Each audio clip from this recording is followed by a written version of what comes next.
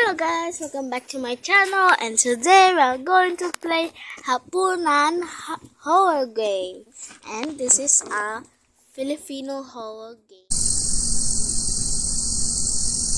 Okay, tumitingin ako sa kwarto, sa tingin ko. Okay, sino to? Kanina pa kita tinatawag eh. Bakit ang tagal mo pumunta rito? Eddie, I'm just watching my brother. Okay lang ba kapatid mo? Let's eat like no. Okay na siya, hayaan mo lang matulog. Napahiran ko na ang siya niya ng Vicks para hindi na sumakit. Sige. Tara! Tayo. Oy, English, yes.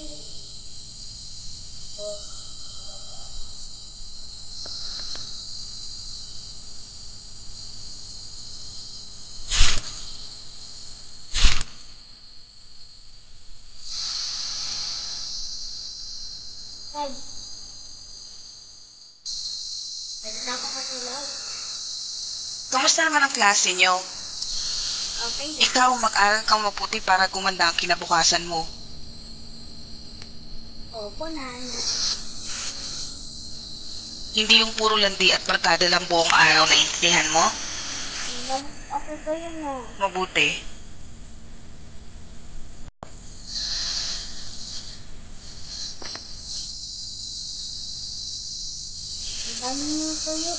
Magandang gabi mga kababayan at nagbabalik na naman ang Radyo 819 DZAR.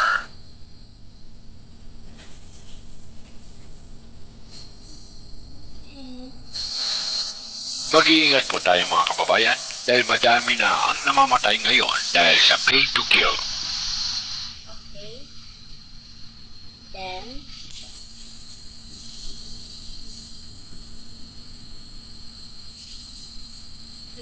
bakit may pay to kill incident? Nangyayari lang daw ang insidente sa gabi kaya pinag-iingat po ang lahat. Dahil sarado ko na po yung mga bintana, baka meron pang makapasok. May nahuli na rin ang otoridad sa kasong ito at base sa kanila, binabayaran ng nakatataas ang mga tauhan nila na pumatay sa palit ng pera. Grabe naman. Like this to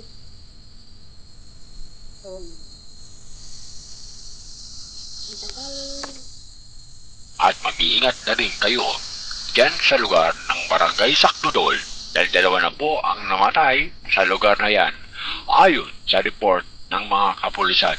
pero sa barangay sa ako lang.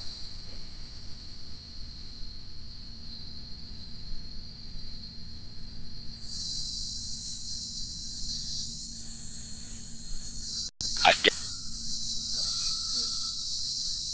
Mag-iingat tayo, huwag na munang lumabas ng bahay. Sige po. Delikado na. Bumalik na naman yung pay to kill. Meron pa? Meron ba? Dati? Dati kasi nung mga bata pa kami, marami ang namatay dito sa Barangay Sakdudol dahil sa kaso na yan. Bakit nila Ang dami kasing tao ang naghihirap ngayon kaya wala na silang magawa kundi gawin ang hindi tama para lang kumita ng pera. Bakit sila tumigil sa pay to kill dati? Nahanap na ng mga pulis yung leader ng krimen. Nahuli yung leader kaya nagkawatak-watak na yung grupo. Ano nangyari sa mga ibang grupo? Nahuli na din sila.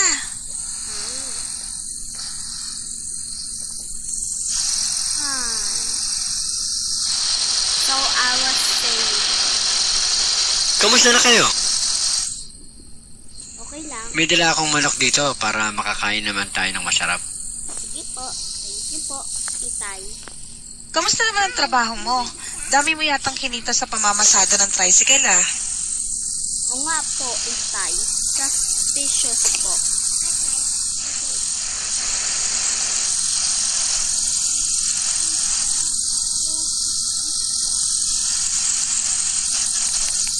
Oo eh, kailangan ko talaga magbanat ng boto para sa pamilya natin. Uy, narinig na ba yung balita? Umabot na daw dito yung pay to kill na kaso. Mag-ingat kayo. Lalo ka na, Nico. Bakit po ka? Ikaw ba yung leader sa pay to kill? Parang suspicious pa kayo. Sige na, tutulog na ako. Okay. Makakain na ulit tayo ng manok. Ang tagal na rin yung huli nating kain nito. Opo. Huwag muna nating kainin to. Bukas na para almusal natin. Sige po. Paborito ko naman po yun eh. Sige na, lock mo na lahat ng pinto at bintana bago mo itinda yung balot. Ha? Bakit ako magbebenta ng balot? Dapat yun si Itay. Huwag kang magpaka-late sa labas ha, delikado na. Opo, Inay. Sige na. Okay. Hanap tayo ng mga bintana or windows. Ay, ito, baka bintana. Hanapin ko lang yun. Ay, ito pala. Okay. Okay, 1, 2, 3. Baka doon sa kwarto ng Itay ko ba?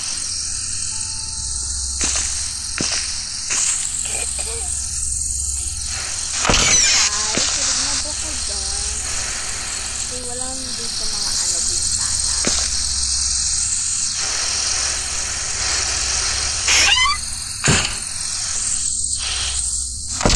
Ano ba?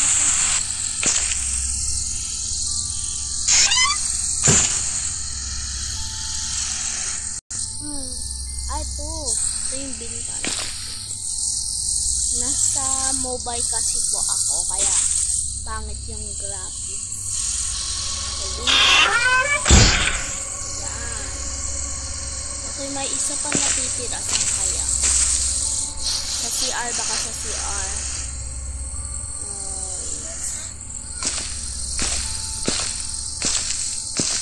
Baka ito. Baka pwede itong maging bintana.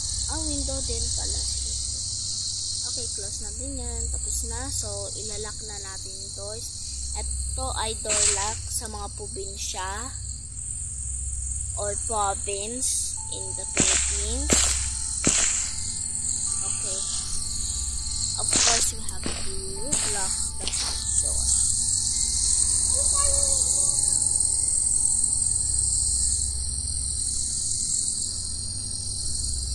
There. Turn off lights. Dito na muna tayo. Means, gabi na gabi ah. Okay, may outside.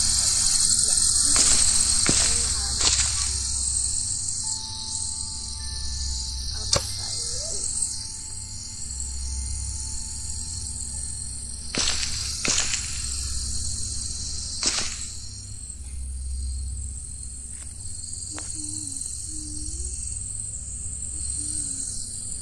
Okay, light switch.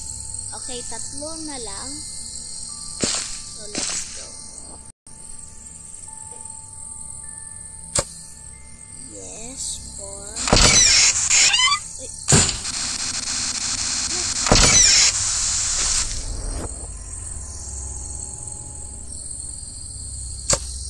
Nakakatakot. Grabe.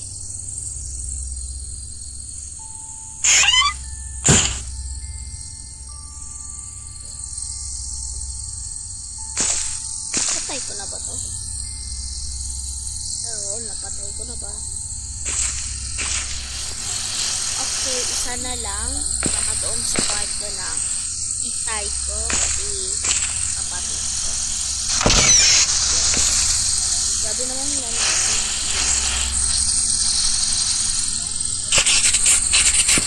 Okay, get balot and get flashlight. Okay, get balot, balot, and flashlight. Okay, balot, flashlight.